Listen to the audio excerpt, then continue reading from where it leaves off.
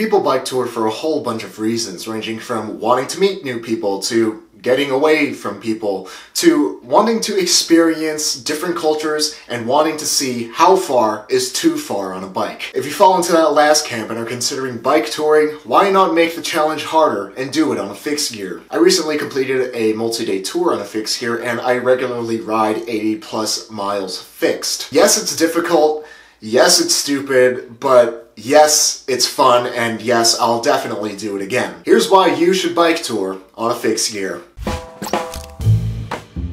Last December, I was sitting in a Midwest-style bar in the middle of New Taipei City, Taiwan, complete with a mounted deer head and decorative vintage oil cans. I was chatting with the Faith Gear crew, and one of the riders invited us out to a sportive that he was going on, 500 kilometers over 5 days, which is about 60 miles per day. Most of the Faith Gear riders just politely declined, saying it wasn't for them and that they only had fixed gear bikes. But to me, riding 60 miles a day on a fixed gear sounds perfectly reasonable. I didn't go with the roadies on their sportive, but I did end up doing my own solo tour down Taiwan on my fixed gear. Not having the best gear in the world shouldn't get in the way of achieving your goals and doing cool things. If you want to ride hundreds or thousands of miles, but all you have is a fixed gear and a backpack, by all means, do it. That's all you need. You can do a minimalist tour. If you really want to, you'll find a way. I did my 250-mile tour down Taiwan on my fixed gear because 1,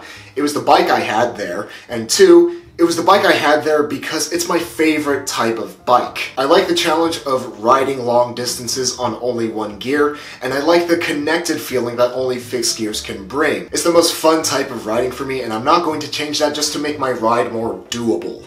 Although a geared bike would make your bike tour more doable, fixed gears beat them out in an area that really matters when you're out on the open road. Fixed gears are way more reliable. Since they don't have gears, derailleurs, cables, and the fine-tuning and aligning that goes along with all those parts, you can focus on your riding more instead of focusing on your bike. Gears can be a big headache on tour when you've accumulated hundreds of miles of dust, sand, and muck, or when your derailleur hanger decides to snap on you 50 miles from anything that even resembles civilization, let alone a bike shop. When I left for my tour, my fixed gear drivetrain was full of muck after riding in the rain a bunch of times and being too lazy to clean it. My rear wheel had a couple of loose spokes and was knocked out of true a good bit, but I didn't have a rear brake for the rim to rub on, so it didn't bother me too much. I rode out with my bike in a state where it desperately needed to be maintained, and I made it to my destination 250 miles away after 9,000 feet of climbing with exactly 0 mechanical issues. Fixed gears simply do not quit. In Taiwan, I met up with a couple of roadies to do some climbing in the mountains. One of the roadies asked me if I was going to be okay on my fixed gear. I assured him that I would be fine, and I told him that this would be the same bike that I would use for my tour of Taiwan. The roadie let out a hearty laugh, and he just said, "Well, have fun with that." And I did. Most people would say that riding hundreds or thousands of miles up and down mountains against the wind and in the rain on a fixed gear is stupid and impossible.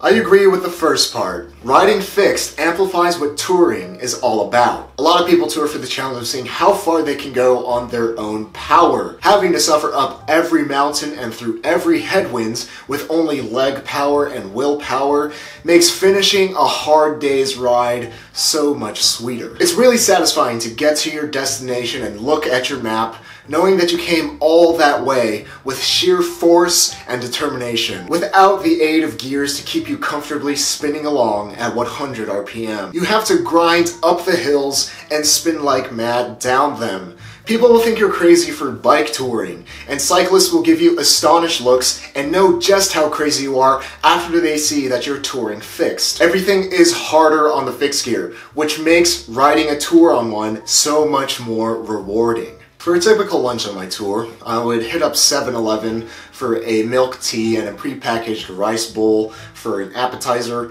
and then I would cruise on over to McDonald's for a Big Mac meal, and then I would hop on over next door to Moe's Burger for a rice bun burger with a side of chicken nuggets. A typical lunch on my tour was about 3,000 calories. During the day, I would consume about 5,000 calories, and I still managed to lose a little bit of weight. You'll burn an ungodly amount of calories on tour, and even more if you're doing it fixed. There's no coasting, and regardless of what terrain you're riding in, you'll have an inefficient gear ratio.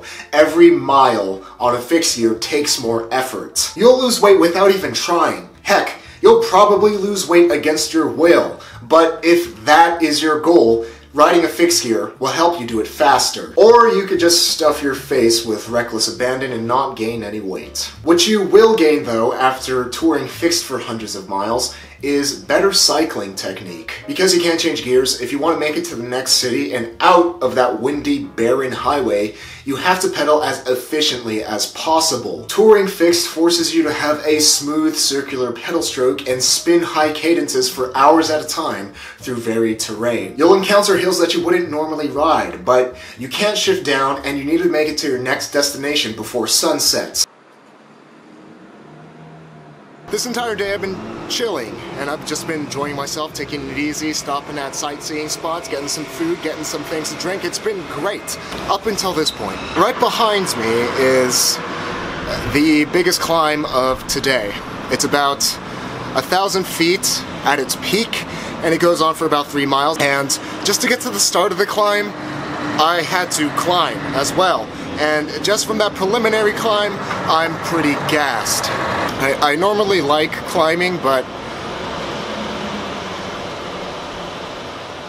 there's nothing to do but to suck it up and attack those hills with all your might, which inevitably makes you a stronger rider. Because fixed gears are inefficient, you'll have to pace yourself and think way ahead in your ride. Today's day 2 of my 4-day tour of Taiwan. It's a little bit windy to say the least. Today is a 60-mile ride with a medium-sized climb at the end. Thankfully, I'm feeling a little bit better than yesterday, so maybe it won't be as painful. It's one thing to plan, but it's an entirely different beast experiencing it. You have to ride conservatively while still attacking those hills. You have to be in tune with your body and know just how much longer you have until you bonk. And to pull this off, you have to plan every single mile, every single foot of elevation gain, and pace yourself accordingly, which makes you a better rider. And best of all, you should tour fixed because it opens up your mind to even bigger and more impossible rides in the future. You'll prove everyone that said you couldn't do it wrong. Everyone that said it'll be hell and you'll regret it. But best of all, you'll prove yourself wrong. Your mindset will shift from, can I do this, to, what else can I do?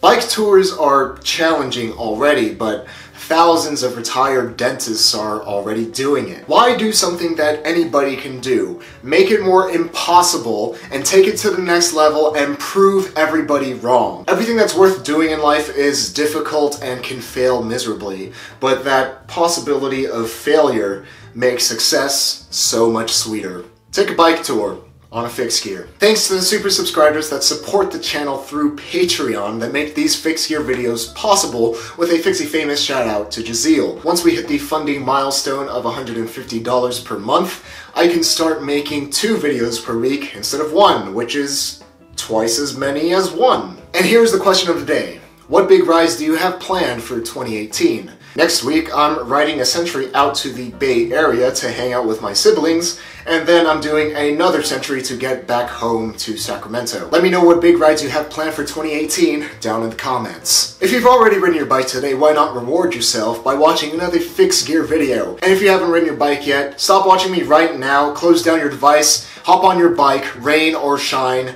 Life is short, but don't make it shorter, so ride your bike every day to stay reasonably dangerous.